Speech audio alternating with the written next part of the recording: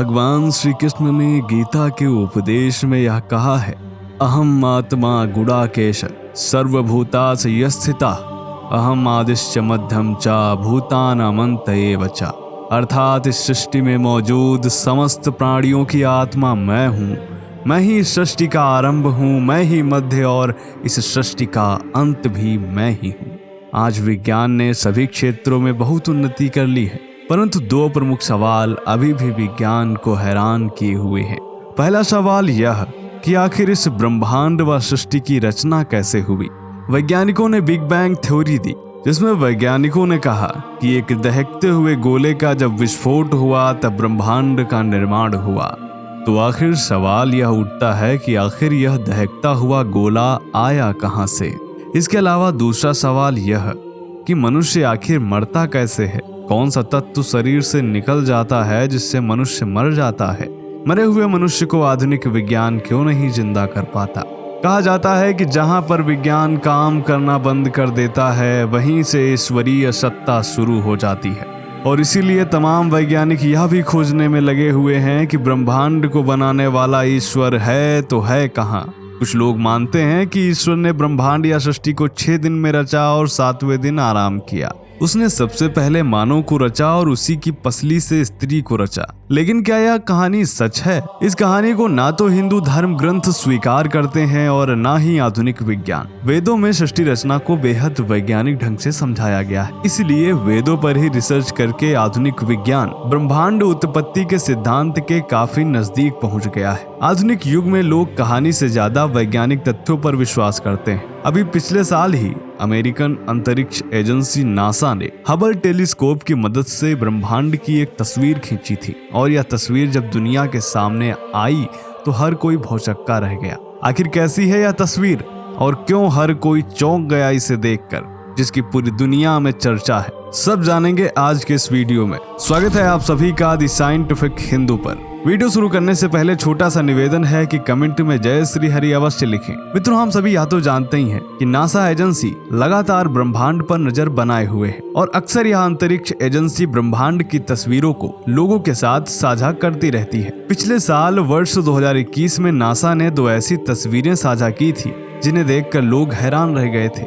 NASA ने इस तस्वीर को मिस्टिक माउंटेन कहा है, क्योंकि ऐसा लगता है जैसे कोई व्यक्ति रहस्यवादी नींद में सो रहा है। नासा द्वारा साझा की गई इस तस्वीर के साथ एक दूसरी तस्वीर भी है, जो वेदों में वर्णित गर्भोदक्षयी भगवान विष्णु की है, जिनको योग निद्रा में विष्णु का शयन काल या देव शयन चातुर्मास आदि नामों से जाना जाता है। यदि दोनों चित्रों को आप ध्यान से देखें तो इन दोनों में काफी समानता देखने को मिलती है। मित्रों, हबल टेलीस्कोप 7500 प्रकाश वर्ष दूर नेबुला की खोज करता है। विभिन्न खगोलीय पिंडों की खोज और प्रदर्शन करते हुए नासा ने जो फोटो कैप्चर की है उसमें कैरिना नेबुला को दिखाया गया है। कैरिना नेबुला अंतरिक्ष के एक छोटे से हिस्से की पड़ताल है, जो हमारी आकाश गंगा में सबसे बड़े स्टार बनाने वाले क्षेत्रों में से एक है, और यह क्षेत्र हमसे 7500 प्रकाश वर्ष दूर है। यहाँ ज्यादातर हाइड्रोजन गैस विद्यमान है। अब यदि हिंदू शास्त्रों की बात करें तो गौड़ीय वैष्णववाद में सातवत तंत्र में भगवान विष्णु के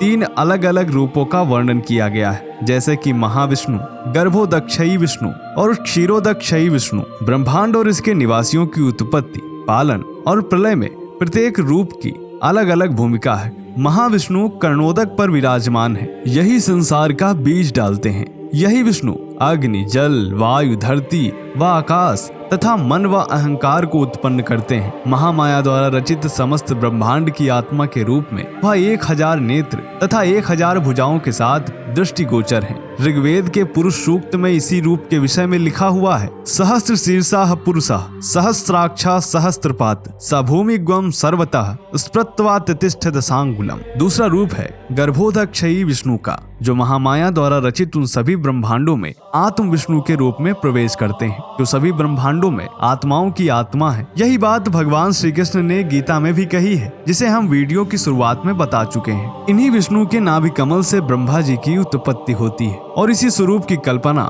चातुर्मास या देव शयन काल नाम से विख्यात है। तीसरा रूप है क्षीरोदक्षयी विष्णु का। प्रत्येक ब्रह्मांड में जीवित शरीरों में उनकी आत्मा के रूप में क्षीरोदक्षयी विष्णु ही निवास करते हैं। जब हम कहते हैं कि कड़कड़ में हर एक शरीर में भगवान है, तो असल में हम क्षीरोदक क्षयी विष्णु की ही बात करते हैं। श्री हरि विष्णु जिनके पास देवता मदद मांगने जाते हैं या जिन्होंने 24 अवतार धारण किए हैं, जिन्हें हम परमात्मा ब्रह्म आदि नामों से जानते हैं, वह क्षीरोदक क्षयी विष्णु ही है। नासा के मिस्टिक माउंटेन की फोटो बिल्कुल गर्भोदक क्षयी महाविष्णु के चित्र के समानांतर है और इसी से यह अंदाजा लगाया जा सकता है कि वेदों में वर्णित खगोल विज्ञान आदि विषय कितना सटीक है। इस तस्वीर के ठीक 2 महीने बाद नासा ने एक और तस्वीर साझा की थी और यह तस्वीर भी लोगों को हैरान कर देने वाली थी। अमेरिकी एजेंसी ने इस तस्वीर को हैंड्स ऑफ गॉड अर्थात भगवान का हाथ नाम दिया है। नासा द्वारा इंस्टाग्राम पर शेयर की गई इस तस्वीर को अब तक लाखों लोगों द्वारा लाइक किया जा चुका है। भगवान के हाथ वाली इस तस्वीर में भी देखा जा सकता है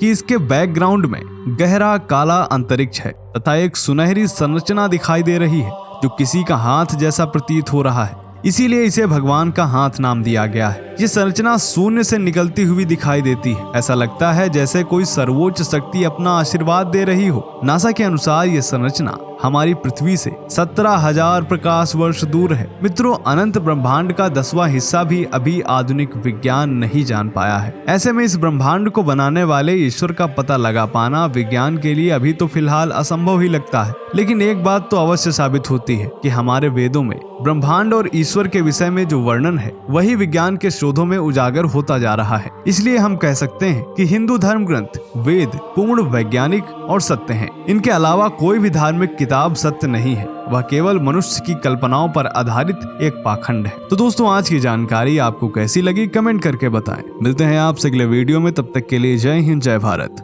वंदे मातरम।